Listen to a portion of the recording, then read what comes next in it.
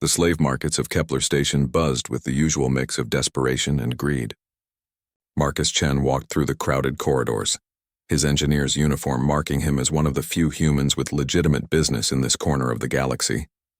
The air recyclers struggled against the mixture of alien pheromones and industrial fumes that made most humans gag, but Marcus had spent enough time in deep space to barely notice. He wasn't here by choice.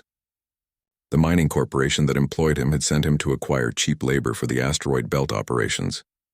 It was dirty work, but someone had to keep the fusion reactors running, and desperate beings worked harder than comfortable ones.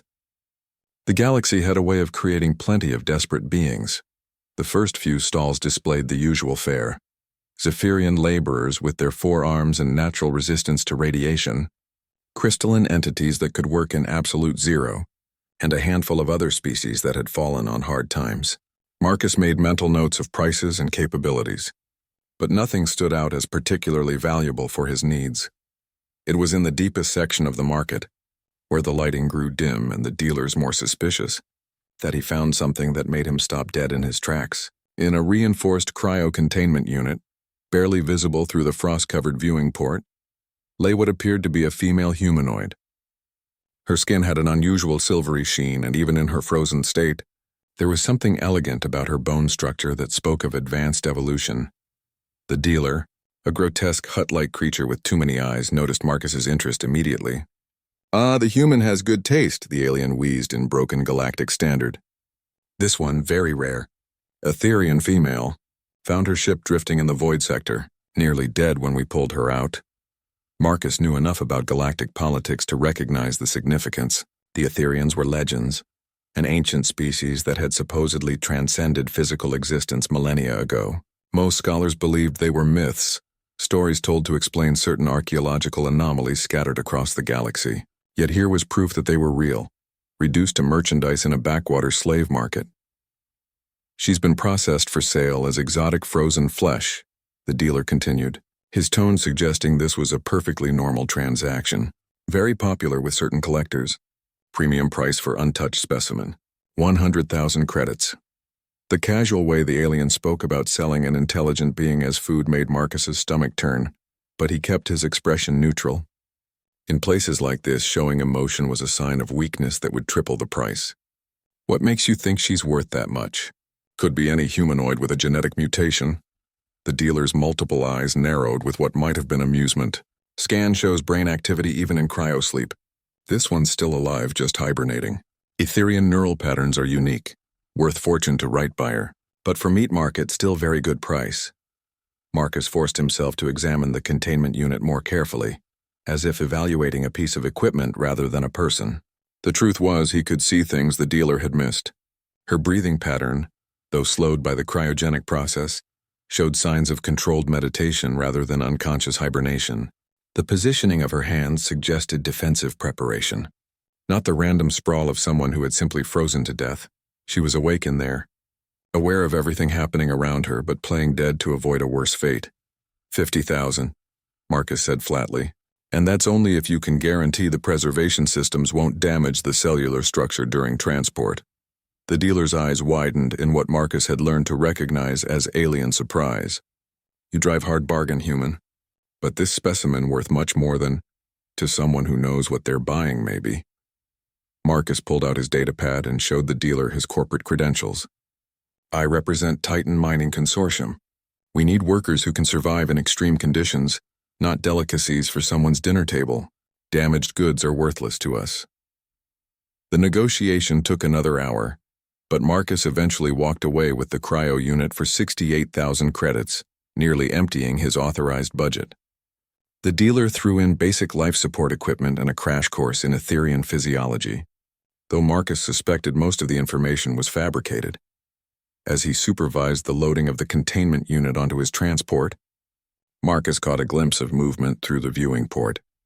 Just a slight shift in the female's position, barely perceptible but enough to confirm his suspicions. She was definitely conscious, probably had been through the entire transaction. The flight back to his ship gave Marcus time to think about what he'd done. By corporate standards, he'd just wasted a significant amount of money on a single worker, when he could have bought a dozen laborers for the same price. By legal standards, he'd just purchased a sentient being, which technically made him a slave owner regardless of his intentions. But by human standards, he'd just saved someone's life. His ship's medical bay wasn't designed for alien physiology, but the basic life support functions should work for any carbon-based humanoid. Marcus spent hours reconfiguring the systems, cross-referencing what little reliable information existed about Etherian biology with the medical databases. The real challenge would come when he thawed her out. If she was as advanced as the legend suggested, she might have abilities that could easily overpower him. If she was hostile or simply didn't understand his intentions, this could end very badly for everyone involved. As his ship entered hyperspace for the long journey back to the mining stations, Marcus found himself checking on the cryo unit every few hours. Each time he thought he detected subtle signs that his passenger was monitoring her surroundings, cataloging every detail of her new environment. The galaxy was full of species that had learned to fear and exploit each other. Humans were newcomers to this cosmic community, still establishing their reputation among civilizations that had been spacefaring for millennia. Most saw them as aggressive upstarts, useful for dangerous work but lacking the refinement of older species. Marcus wondered what an Etherian would make of humanity. More importantly, he wondered if his decision to rescue her would prove to be the beginning of something larger than either of them could imagine. The shipping manifest listed her as cargo, but instinct told him she might be something far more significant. In the depths of space, carrying a mystery that could reshape everything he thought he knew about the galaxy, Marcus prepared for what might be the most important conversation of his life. The thawing process took 18 hours. Marcus had triple-checked every system, cross-referenced the limited medical data he could find, and prepared for every contingency he could imagine. What he hadn't prepared for was the way she opened her eyes. Most beings emerging from cryosleep showed confusion, disorientation, the mental fog of a mind slowly returning to full function. She simply opened her eyes and looked directly at him with a clarity that suggested she'd been planning this moment for days. Her irises held flecks of silver that seemed to catch light from impossible angles, and when she spoke, her voice carried harmonics that made the universal translator work overtime to find equivalent human sounds. "You are not what I expected," she said, sitting up on the medical table with movements that were too graceful for someone who should have been suffering from cryo-stiffness. Marcus kept his hands visible and his voice calm. "I'm Marcus Chen, engineer for Titan Mining. I purchased your containment unit from the slave market on Kepler Station. You're safe now." She tilted her head, studying him with an intensity that made him feel like she was reading his entire genetic history. "Purchased. An interesting word choice. Do humans commonly buy and sell sentient beings?" "No," Marcus said quickly. "I mean, some do, but it's not. I didn't buy you to own you. I bought you to free you." The slight upturn at the corner of her mouth might have been amusement or something more dangerous. "And yet, according to galactic commerce law, I am now your property until such time as you choose to release me or transfer ownership to another." Marcus felt heat rise in his cheeks. "I'm not keeping you as property. As soon as we reach a safe port, you're free to go wherever you want." "Wherever I want," she repeated, as if testing the concept. "And where might that be, human Marcus Chen? My people transcended physical existence 3,000 years ago. My ship was destroyed. My mission has likely become irrelevant. I am, by any practical measure, the last of my kind in this reality." The weight of loneliness in her words hit Marcus harder than he'd expected. He'd lost his own family in the corporate wars, understood something about being alone in an uncaring universe, but he couldn't imagine being the sole representative of an entire species. "What's your name?" he asked. She paused as if the question required careful consideration.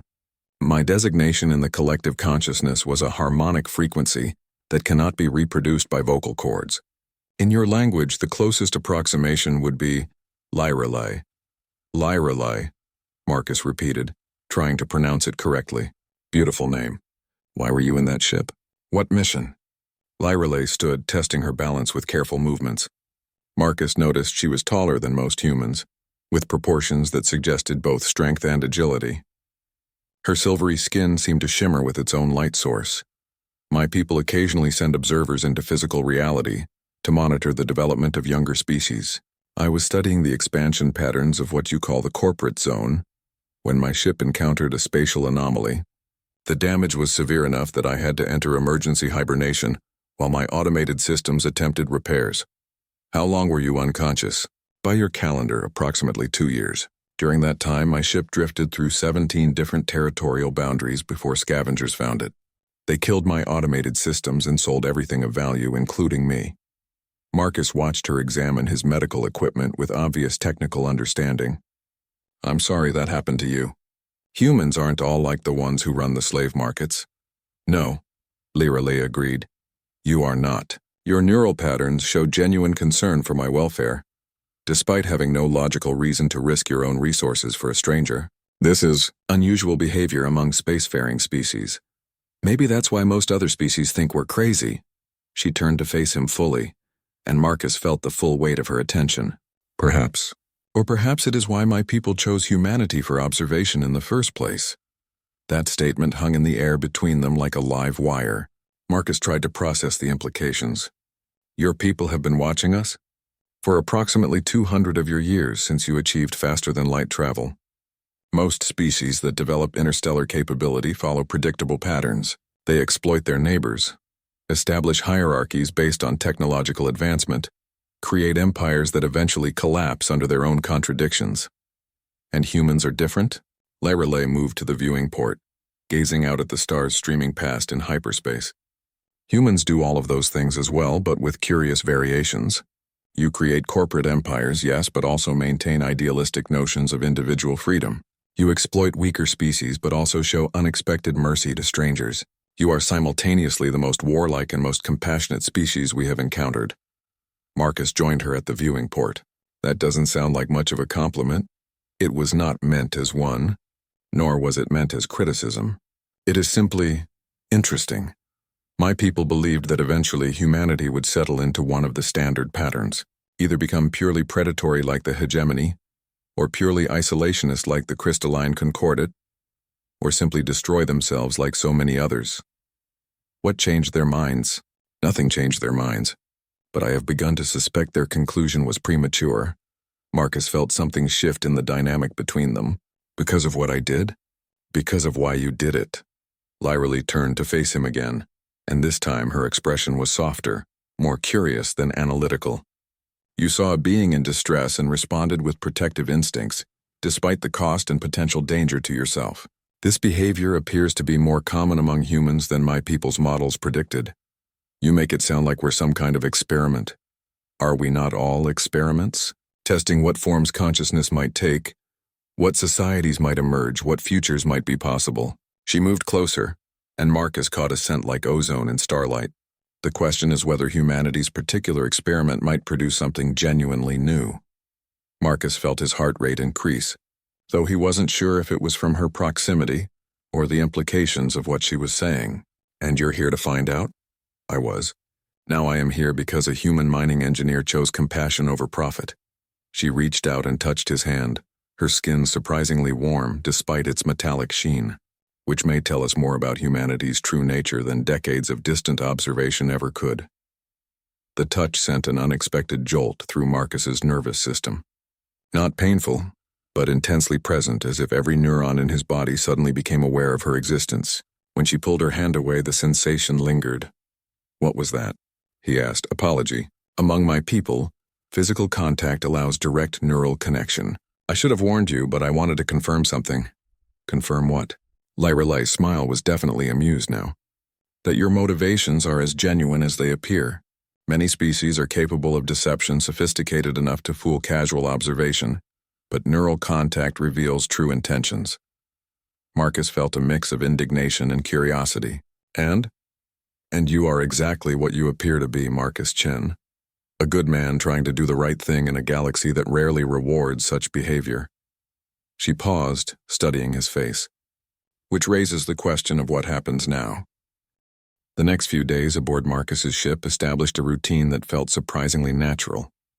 Lirale proved to be an ideal passenger, requiring little food and no sleep, instead entering meditative states that she explained were similar to how her people maintained consciousness across dimensional boundaries. Marcus found himself looking forward to their conversations during his off-duty hours. She was curious about everything human. Not just their technology or social structures, but smaller details that her people's distant observations had missed. Why humans formed emotional attachments to pets, how they created art that served no functional purpose, why they told stories about fictional events and characters. Your species invests significant resources in entertainment that provides no survival advantage, she observed, while watching Marcus repair a damaged power coupling. Yet you seem to consider this essential rather than wasteful. Marcus paused in his work. Don't your people have entertainment? Not in the way you understand it. Our existence in the collective consciousness is complete. We experience all knowledge, all sensation, all emotion simultaneously. There's no need for artificial stimulation because nothing is artificial. That sounds lonely, Marcus said without thinking. Lyrelai's hand stopped moving through the holographic display she'd been studying. Lonely? How can one be lonely when connected to millions of consciousness? Because connection isn't the same as relationship. Marcus set down his tools and turned to face her. When you're part of everything, you're not special to anything. No one chooses to spend time with you specifically, to know you as an individual, to care about your unique thoughts and experiences. For the first time since she'd awakened, Lyrelai looked uncertain. I had not considered that perspective. Is that why you volunteered for this observation mission? To experience individuality? Perhaps. Or perhaps I was already different enough that my people found it easier to send me away than to understand what I was becoming. Marcus heard something in her voice that he recognized. Your people don't all think the same way? We are supposed to. The collective consciousness values harmony, consensus, unity of purpose. Individual desires that conflict with the greater good are discouraged. But you had individual desires. Lyrelai moved to the viewing port, watching the stars wheel past. I wanted to understand physical existence in a way that pure observation could not provide. I wanted to feel temperature changes, to experience fatigue and recovery, to make choices that had irreversible consequences. And now you have. Yes, and I find myself reluctant to return to a state where such experiences are impossible.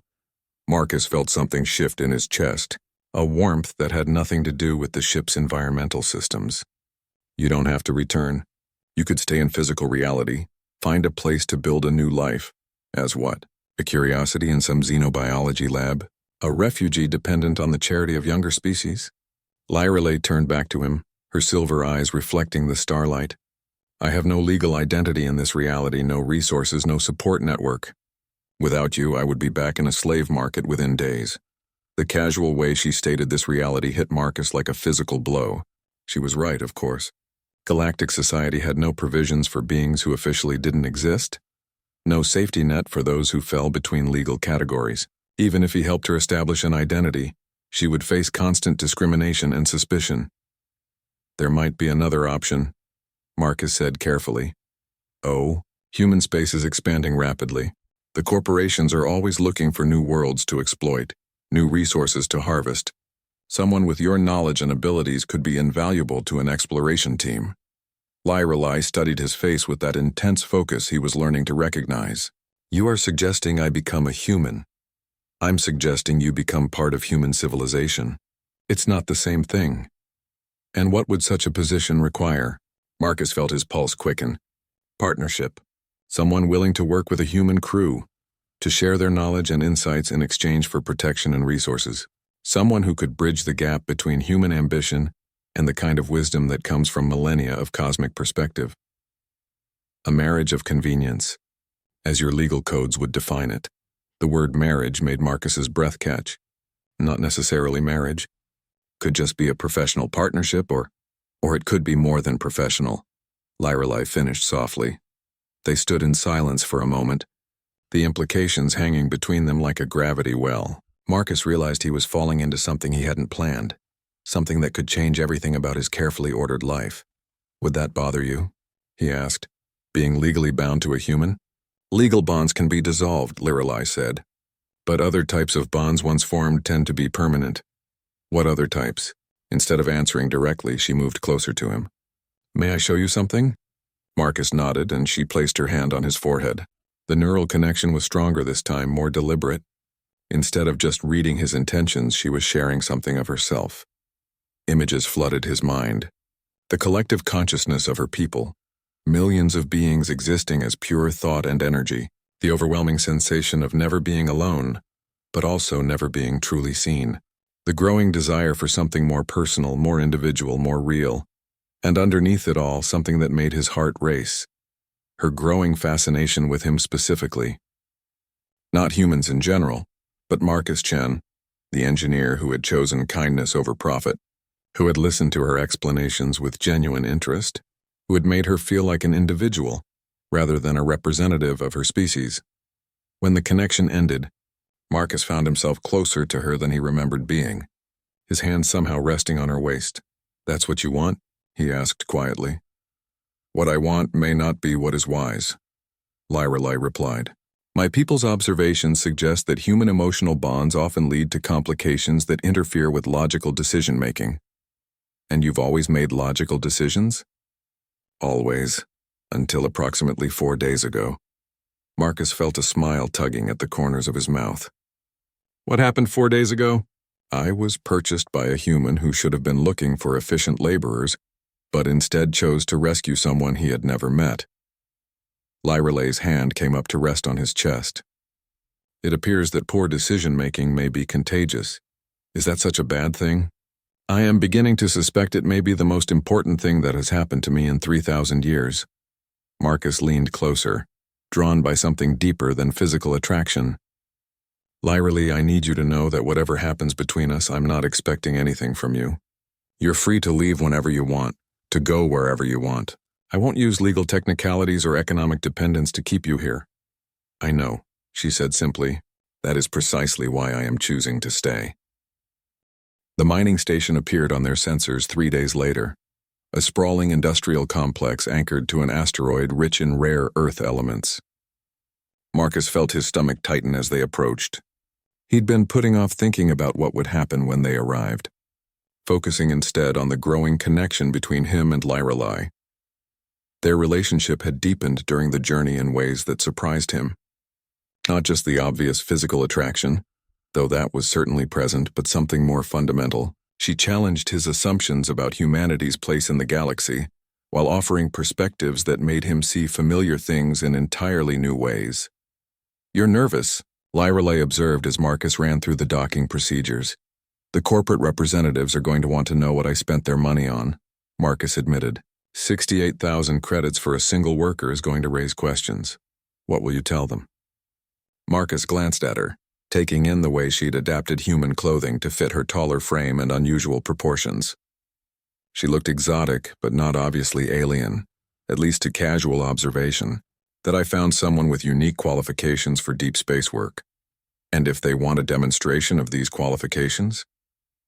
Then we'll have to be creative. The docking process went smoothly, but Marcus's confidence evaporated when he saw who was waiting for them in the receiving bay. Director Sarah Walsh stood with her arms crossed, flanked by 2 security guards and a xenobiology specialist. Her expression suggested this wasn't going to be a friendly welcome-back party. "Chen," Walsh said as soon as he emerged from the airlock, "you're 3 days late and significantly over budget. This had better be good." Marcus gestured for Lyrelai to join him. "Director Walsh, I'd like you to meet my new partner, Lyrelai. She has expertise in spatial anomaly navigation and exotic matter physics." Walsh's eyes widened as she took in Lyrelai's appearance. "Holy shit, Chen, you bought an Etherian." The xenobiology specialist, a nervous-looking man named Dr. Patel, stepped forward with obvious excitement. "Impossible. Etherians are mythological. The archaeological evidence suggests they transcended physical existence millennia ago." "Evidently not all of us," Lyrelai said calmly. "Some chose to maintain physical forms for specific purposes." Dr. Patel's hands trembled as he pulled out a scanner. "Would you mind if I—" "Doctor," Walsh interrupted. "We can run tests later. Right now I want to know why Chen spent enough money to buy a small fleet on a single individual." Marcus had prepared for this moment, but looking at Walsh's skeptical expression, his rehearsed explanation seemed inadequate. "She has knowledge of stellar phenomena that could revolutionize our mining operations. Navigation techniques that could cut travel time by—" "Prove it," Walsh said flatly. Marcus felt Lyrelai's hand brush against his, a subtle gesture of support. "Director Walsh," she said, Perhaps you could show me your current navigational challenges. I may be able to offer suggestions. Walsh studied her for a long moment, then nodded to one of the security guards. Bring them to the operations center. But Chen, if this turns out to be an expensive mistake, you'll be working off the dead in the deepest mine shafts we can find. The operations center buzzed with activity as shift supervisors monitored dozens of mining operations across the asteroid field. Walsh led them to a holographic display showing the local star system, with red markers indicating problem areas. We're losing ships to gravitational anomalies, Walsh explained. 3 vessels in the past month, all experienced crews with top-grade navigation systems. Something in the asteroid field is creating spatial distortions that our sensors can't detect until it's too late. Lyrelei studied the display for several minutes, her expression growing more focused. Finally, she pointed to an apparently empty region between 2 asteroid clusters. There. The distortions are originating from a collapsed dimensional fold. Your sensors read it as empty space because technically it is, but the gravitational effects bleed through from parallel space. Dr. Patel leaned forward eagerly. Parallel space? You mean alternate dimensions? Not alternate dimensions. Parallel space is, think of it as the universe's method of storing excess gravitational energy. When massive objects like black holes collapse, some of their gravitational influence gets displaced into parallel space rather than being lost entirely. Walsh's expression had shifted from skepticism to intense interest. And you can detect these folds? With the right modifications to your sensor arrays, yes. The technique requires sensitivity to dimensional resonance patterns rather than traditional electromagnetic signatures. How long would these modifications take? Lyrelei glanced at Marcus, then back at Walsh. With proper equipment and a skilled engineering team, perhaps 2 weeks for the first prototype. Once proven, the technology could be adapted to your entire fleet. Walsh was quiet for a long moment, studying the display.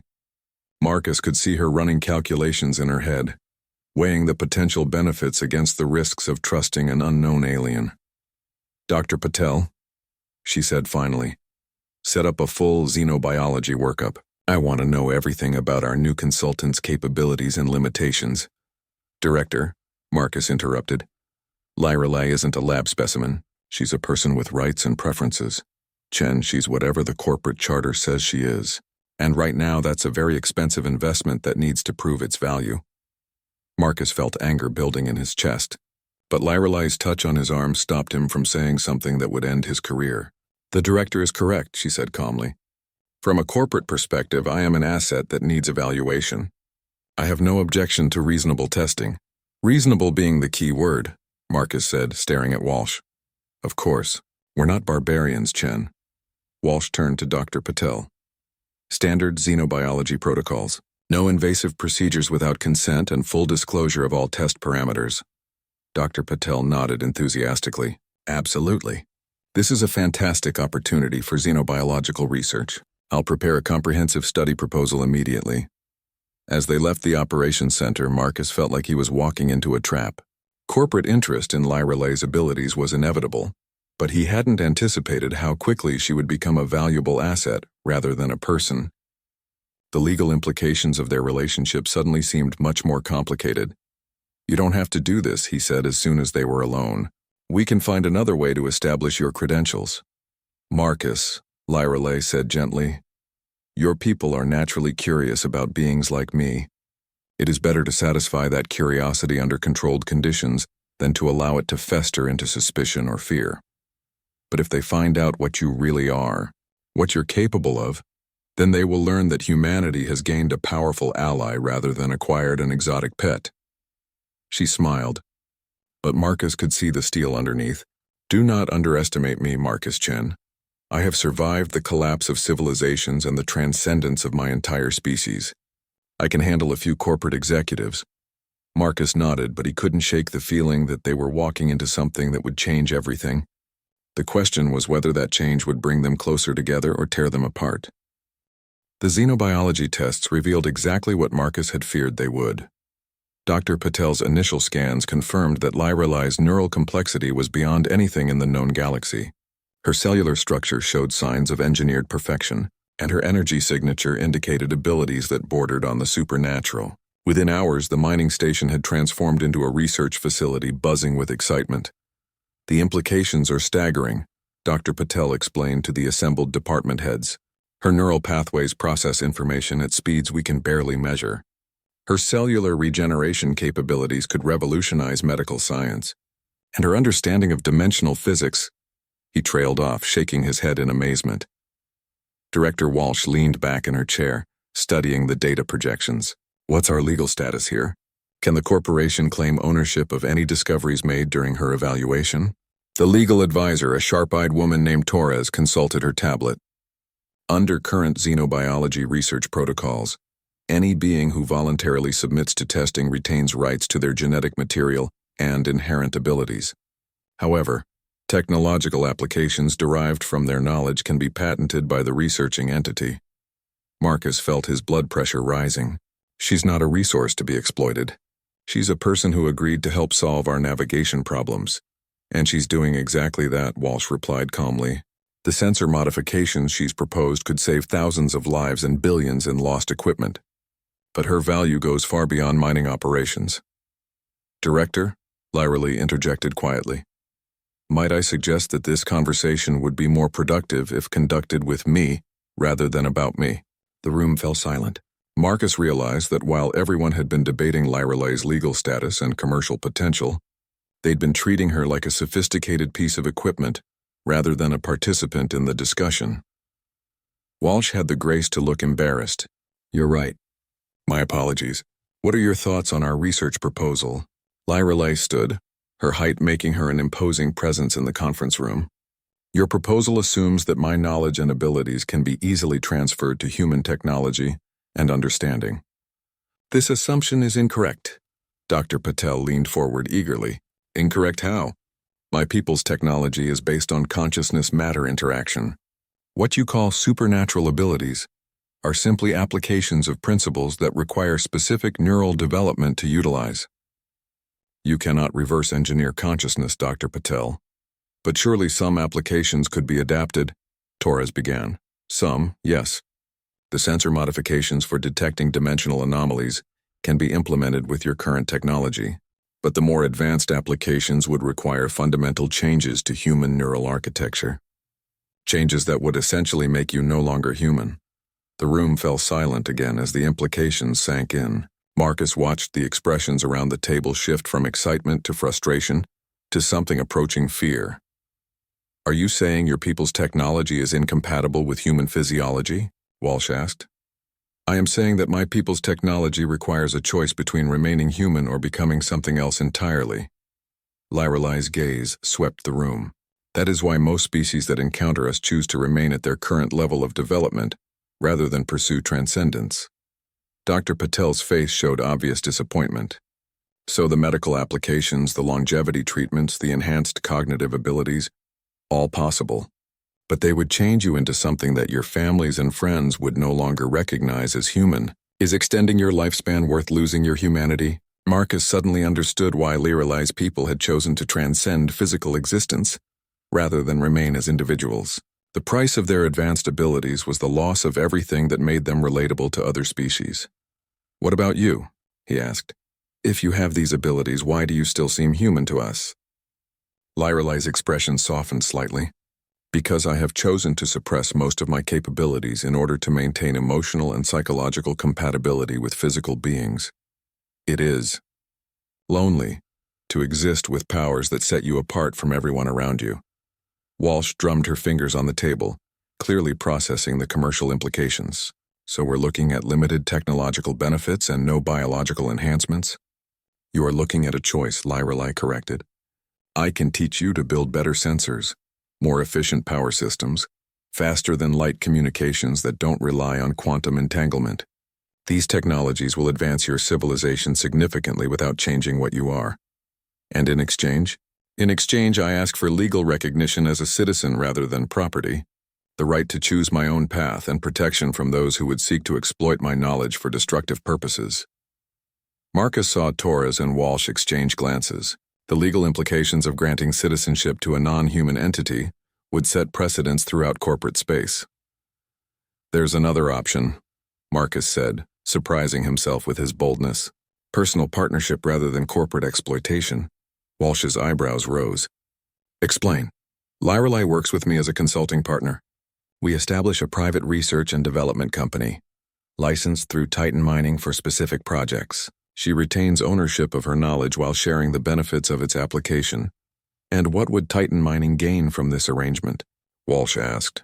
Exclusive access to Ethereum technology applications, priority consultation on deep space projects, and the goodwill of the first known Ethereum to establish permanent ties with humanity. Marcus looked around the room. Plus, we avoid the legal complications of trying to claim ownership over a sentient being's consciousness. Dr. Patel looked crestfallen. But the research opportunities would continue, Lyrelei said. But as collaboration rather than experimentation, I am willing to share knowledge with those who approach me as an equal rather than a specimen. Walsh was quiet for several minutes, clearly running calculations. Finally, she nodded slowly. It's unconventional, but it might work.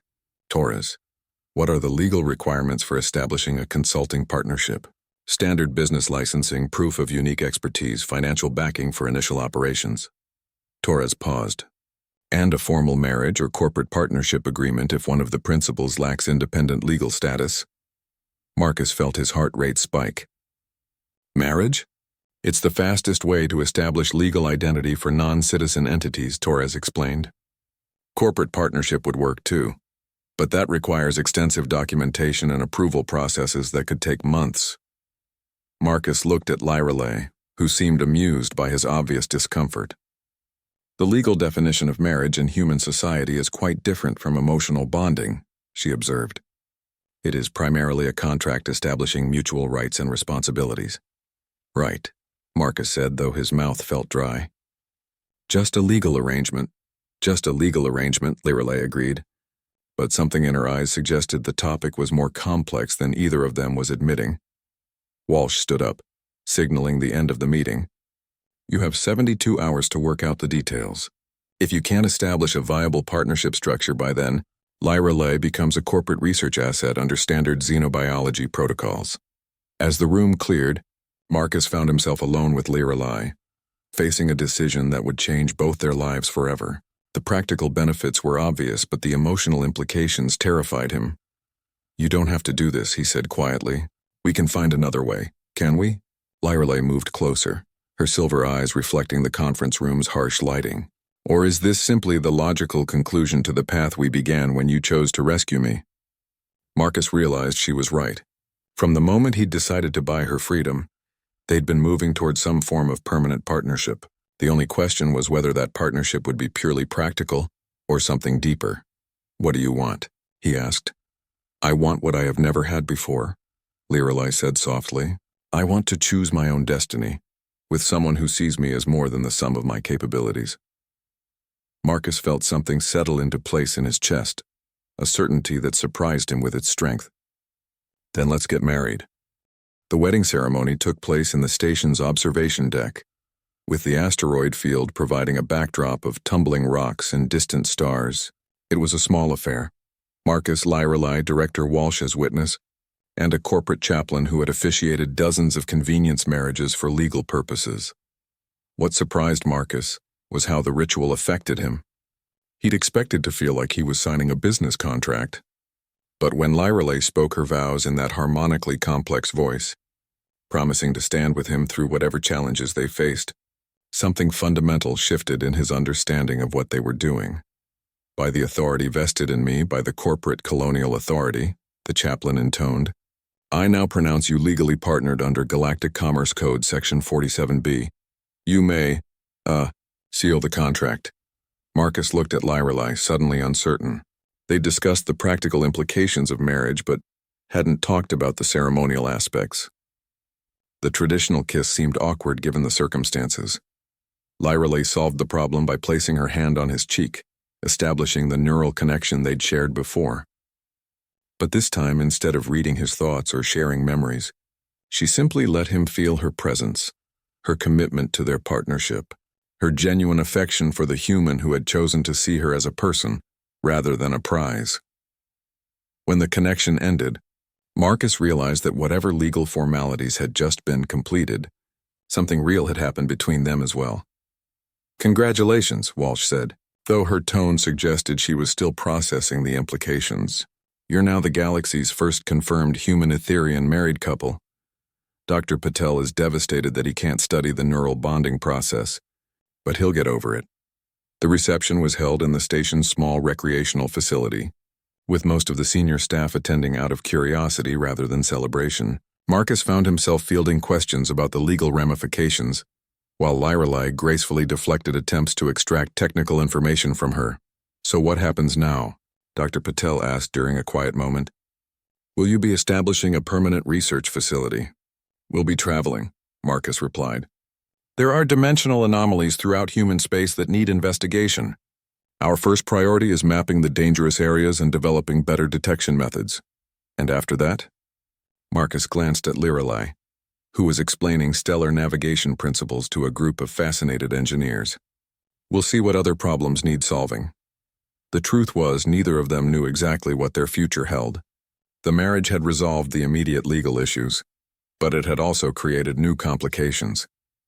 As Lyrelai's husband, Marcus was now legally responsible for her actions, while she had gained citizenship rights that came with corresponding obligations.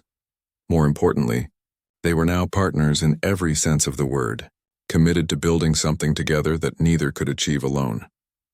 Later that evening, in the quarters they'd been assigned as a married couple, Marcus and Lyrelai sat watching the asteroid field through their viewport. The silence between them was comfortable, but Marcus could sense unspoken questions hovering in the air. "Are you having second thoughts?" Lyrelai asked quietly. "About the marriage?" "No, about what comes next." "Maybe." Marcus turned to face her. "We're basically making this up as we go along. There's no handbook for human-Etherian relationships. There is no handbook for any relationship worth having," Lyrelai replied.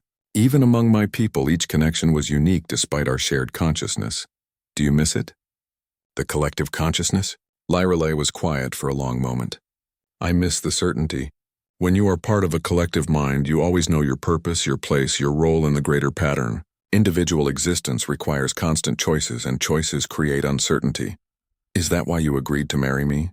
To reduce uncertainty?" "No." Lyrelai turned to face him fully. "I agreed to marry you because uncertainty shared with someone you trust is preferable to certainty experienced alone." Marcus felt that familiar warmth in his chest, the feeling that had been growing stronger since the day they met. "Lyrelai, I need you to know that this doesn't have to be just a legal arrangement. I mean, it can be if that's what you want, but you would prefer it to be more than that." "Yes." Lyrelai moved closer, close enough that he could see the silver flecks in her eyes shifting like liquid metal. "Marcus Chen, you have shown me what it means to be chosen rather than assigned, valued rather than utilized, loved rather than simply accepted. If you are asking whether I wish our bond to deepen beyond legal formalities, the answer is yes." The kiss was different from the neural connection they'd shared during the ceremony. This was purely physical, purely human, and it conveyed something that telepathic contact couldn't. The choice to be vulnerable with another person, to trust them with your heart as well as your mind. When they broke apart, Marcus realized that his carefully planned life had just taken another sharp turn into uncharted territory.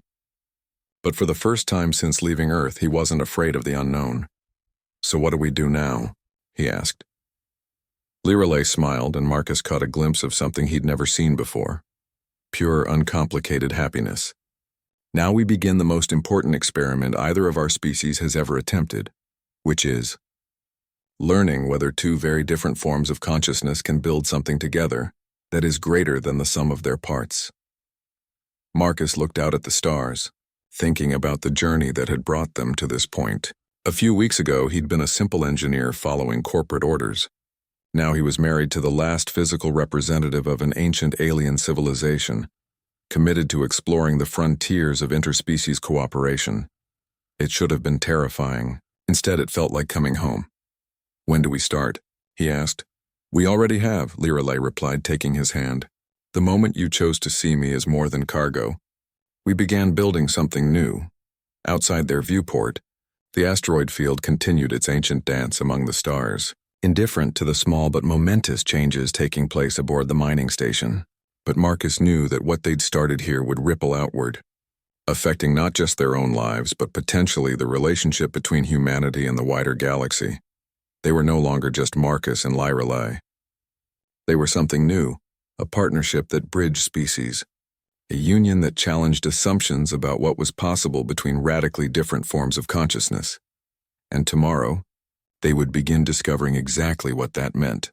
6 months later, the research vessel New Horizons hung in space above a planet that shouldn't have existed. According to all known stellar formation models, the gravitational dynamics of this binary star system should have prevented planetary development. Yet there it was, a lush, green world orbiting impossibly close to both stars without being torn apart by tidal forces. Another dimensional anchor point, Lyrelei announced from her position at the sensor station. The planet exists partially in parallel space, which explains why it maintains stable orbits despite the gravitational chaos. Marcus nodded, making notes on his tablet. Their survey of dimensional anomalies had taken them to 17 star systems, each revealing phenomena that challenged humanity's understanding of physics. More importantly, it had revealed just how much the galaxy contained that escaped conventional detection methods. "Any signs of life?" asked Dr. Sarah Kim, their xenobiology specialist. Unlike Dr. Patel, she had approached Lyrelei as a colleague rather than a specimen, earning her respect and cooperation. "Abundant," Lyrelei replied. "But the life forms are adapted to dimensional shifting. They exist simultaneously in normal space and parallel space, which would make direct contact complicated." Marcus smiled at her careful phrasing. 6 months of working together had taught him that when Lyrelei said something would be complicated, she usually meant potentially catastrophic for anyone not equipped with Etherian neural architecture. "We'll add it to the restricted systems list," he said. "Fascinating to observe. Too dangerous for standard exploration protocols." Their work had attracted attention throughout human space. The navigation technologies derived from Lyrelei's knowledge had reduced shipping losses by 70% in the sectors where they'd been implemented. More significantly, they discovered 3 habitable worlds hidden in dimensional folds that conventional sensors couldn't detect. But success had brought new challenges. The colonial authority wanted to claim ownership of their discoveries. Several xenophobic groups had declared their marriage an abomination that threatened human genetic purity, and other alien species were beginning to take notice of humanity's sudden technological advancement. "Incoming transmission," announced their communications officer, Lieutenant Torres. "It's marked as diplomatic priority." Marcus exchanged glances with Lyrelei. Diplomatic communications usually meant someone important wanted something from them. The holographic display shimmered to life, revealing a figure that made Marcus's blood run cold. Admiral Rebecca Kane, the Colonial Authority's chief military strategist, stood in what appeared to be a war room surrounded by tactical displays. "Mr. and Mrs. Chen," Kane said without preamble, "I hope you're prepared to cut your research mission short. We have a situation that requires your immediate attention." "What kind of situation?" Marcus asked, though he suspected he didn't want to know the answer. 3 days ago, a hegemony battle fleet appeared in the Tau Ceti system. They're demanding access to human space and threatening military action if we refuse. Our intelligence suggests they're specifically interested in Etherian technology. Lyrelei moved into the hologram's field of view, her expression suddenly serious. "How did the hegemony learn about me?" "Good question," Kane replied grimly. "We'd like to know that ourselves. What we do know is that they've classified you as a strategic resource and are claiming salvage rights based on your original capture by their affiliates." Marcus felt anger building in his chest. "She's not salvage. She's a citizen with full legal rights." "Try explaining that to a hegemony dreadnought," Kane said dryly. "Look, we can debate legal technicalities later. Right now, we need to know what we're dealing with. If the hegemony gets access to Etherian technology, it could shift the balance of power in this entire sector." Lyrelei was quiet for a moment, her expression distant. Marcus had learned to recognize this look. She was accessing knowledge from the collective consciousness, drawing on information that existed beyond her individual awareness. "The hegemony has encountered Etherian technology before," she said finally. "Approximately 800 years ago, they discovered the ruins of one of our observation posts. The technology they salvaged from that site enabled their current expansion phase." "What?" Marcus stared at her. You never mentioned that. It was not relevant to our research. The technology they found was limited, primarily defensive systems and basic dimensional manipulation tools, but it appears they have reverse engineered enough to recognize Etherian energy signatures. Kane leaned forward. Can they force you to give them more advanced technology? They can try, Lyrelai replied, and something in her tone made Marcus remember that she was a member of a species that had transcended physical existence through sheer force of will. But they would find the attempt educational. We're not looking for a war, Kane said quickly. We're looking for a solution that doesn't involve anybody getting annihilated. Marcus looked at Lyrelai, seeing something in her expression that he'd never noticed before. The cold calculation of a being that had watched civilizations rise and fall across millennia. For the first time since meeting her, he truly understood the vast gulf between human and Etherian perspectives. There is another option, Lyrelai said slowly, but it would require a level of trust that your people may not be prepared to offer. What kind of option? Kane asked. Direct intervention by my people. The collective consciousness has been monitoring this situation since the hegemony first appeared in human space. They are concerned about the implications of aggressive species gaining access to transcendent technology. Marcus felt something cold settle in his stomach. Intervention how? The same way my people dealt with the original hegemony incursion 800 years ago. Complete technological suppression. Every device in their fleet that incorporates Etherian-derived technology would simply stop functioning. Kane's eyes widened. Can they do that? Consciousness-created technology, Admiral Kane. Consciousness can also unmake it. The question is whether humanity is prepared for the consequences of such intervention. What consequences? Marcus asked, though he was beginning to suspect he knew the answer.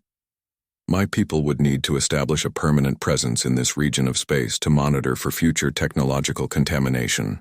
That presence would necessarily involve closer oversight of human development to ensure similar problems do not arise.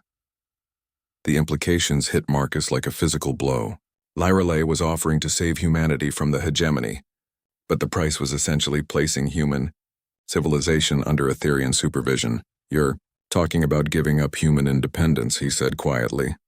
I am talking about accepting guidance from a species that has successfully navigated the challenges you now face.